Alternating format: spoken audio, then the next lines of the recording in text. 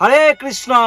তো সামনেই আসতে চলেছে শুভ রাম নবমী মহা মহোৎসব, ভগবান শ্রী শ্রী মর্যাদা পুরুষোত্তমের শুভ আবির্ভাব তিথি। তো চৈত্র মাসের শুক্লা পক্ষের নবমী তিথিতে ভগবান রামচন্দ্র আবির্ভূত হয়েছিল। তো এই দিন সকলে আপনারা এই ব্রত পালন করতে পারেন।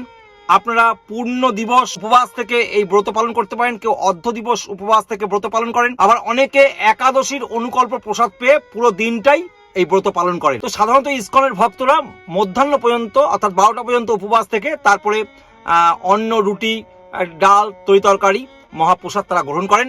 তো আপনারা চাইলে পূর্ণ দিবসও করতে পারেন। কেমন? বাল্মীকি রামায়ণ এবং অগস্ত্য সংহিতায় উল্লেখ আছে চৈত্র মাসের শুক্লা পক্ষের নবমী তিথিতে পুনরপোষ নক্ষত্রতে মধ্যাহ্নকালে ভগবান শ্রী রামচন্দ্র তিনি আবির্ভূত হয়েছিলেন। অগস্ত্য সংহিতায় উল্লেখ আছে রয়েছে যে কোটি কোটি সূর্যগ্রহণ অপেক্ষা শ্রেষ্ঠ ব্রত এই রামনবমী ব্রত।